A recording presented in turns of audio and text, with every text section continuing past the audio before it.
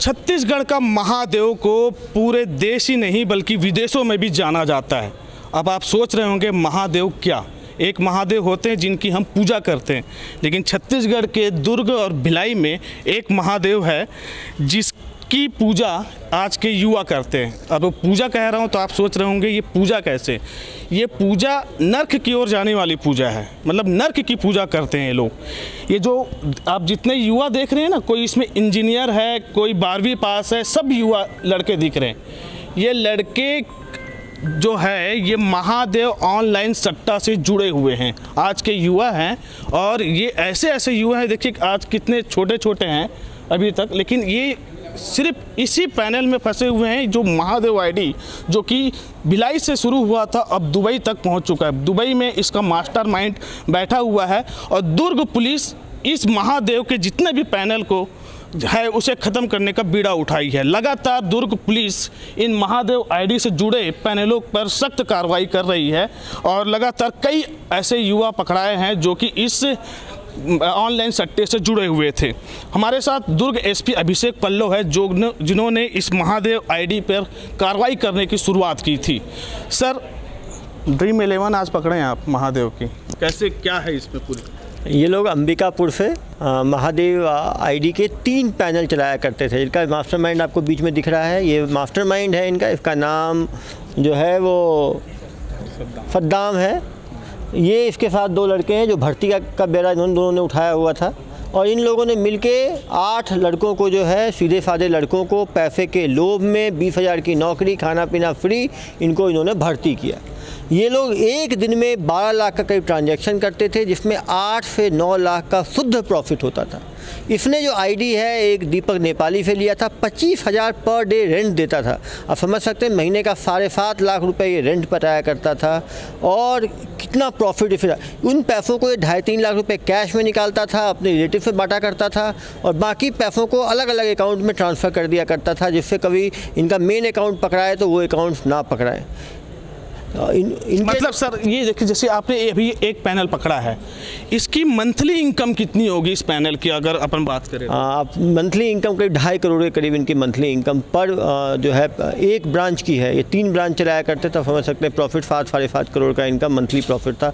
यदि तीनों panel daily चलता तो अगर हम आईपीएस की बात करें तो उसकी सैलरी का कितना गुना होगा? जितना हमें ज्वाइनिंग से रिटायरमेंट तक का सैलरी होगा उतना तो 1 महीने में ये लोग केवल प्रॉफिट में कमा लेते हैं। लेकिन निश्चित रूप से ये रास्ता जो है वो जेल का रास्ता है। पहली बार हमने इनके खिलाफ गैर जमानती धाराओं में आईपीसी और आईटी एक्ट के किया है, क्योंकि कहीं ना कहीं अभी तक हम जमानती धाराओं में करते थे, जिससे कि जो अच्छे लड़के, जो मतलब नए लड़के हैं जिनका करियर आगे है, उनका करियर बर्बाद ना हो। लेकिन इसको इन्होंने हमारी कमजोरी समझा, कानून की कमजोरी समझा और ये लोग बेखौफ होकर इसको चला रहे थे। पिछले 6 महीने से चला रहे थे। एक लड़का आपको ये दिखता है, ये पहले दिल्ली में चलाया करता था, वहाँ पे 20,000 मिलता था, तो मास्टर ट्रेनर के रूप में ये अंबिकापुर गया और इसको 35,000 मिलता था। तो कहीं ना कहीं ये लोग, ये आपका मास्टर ट्रेनर है, ये मास्टर रिक्रूटमेंट का बंदा है और ये बंदा है जो पैनल चला रहा था, जो मास्टरमाइंड है।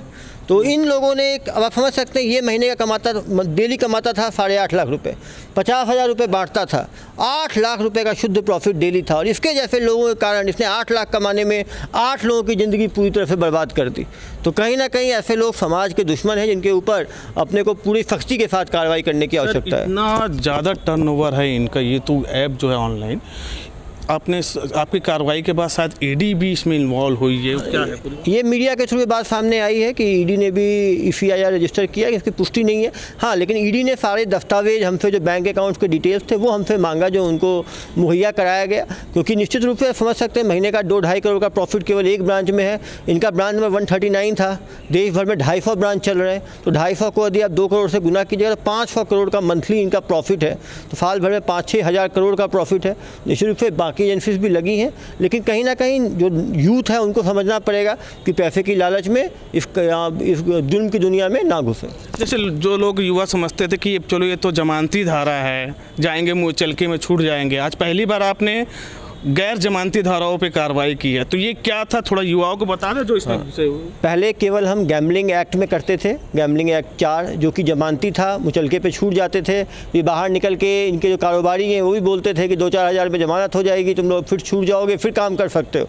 तो लड़कों का खिंचाव इनकी तरफ हो रहा था। अब जब गैर जमानती धाराओं में IPC और IT एक्ट में होगा तो इनको जमानत मिलने में समय लगेगा। ज़्यादातर लोगों को सज़ा हो जाएगी क्योंकि डॉक्यूमेंटल प्रूफ है, तो 2 साल से लेकर 10 साल तक की सज़ा हो सकती है इनको। तो कहीं ना कहीं अब बाकी लोग जो है इसमें ऐप के काम में घुसने में डरेंगे। सर, अगर बात की जाए तो अब तक आपने कितने पैनलों पर कार्रवाई की है इस ऑनलाइन में, और कितना करोड़ का लेखा जोखा या कैश हो? करीब 22 ब्रांच को हमने जो है दस्तावेज़ किया है, जिसमें करीब 500 करोड़ से ऊपर के जो है ट्रांजैक्शंस की बात आई है, जिसमें करीब 2-250 करोड़ के प्रॉफिट की बात आई है।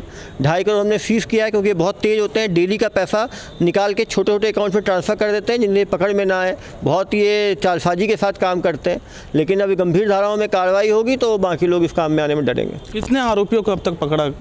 अभी तक दुर्ग पुलिस द्वारा 123 आरोपियों को पकड़ा जा चुका है। इन 11 के ऊपर पहली बार जो है गैर जमानती धाराओं में कार्रवाई होगी।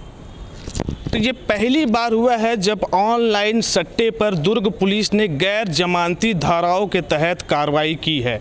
ये सबक इसलिए है कि जो लोग सोचते थे कि ये जुआ सट्टा जो सट्टे होते हैं वो ऑनलाइन खेलने से ये जमानती धारा के तहत मुचलके पे छूट जाते हैं, लेकिन आज ये जो जितने लोग यहाँ पे पीछे खड़े हैं उनके खिलाफ गैर जमानती धाराओं के तहत आज कार्रवाई हुई है। दिलीप शर्मा, ABP न्यूज़, दुर्ग, छत्तीसगढ़।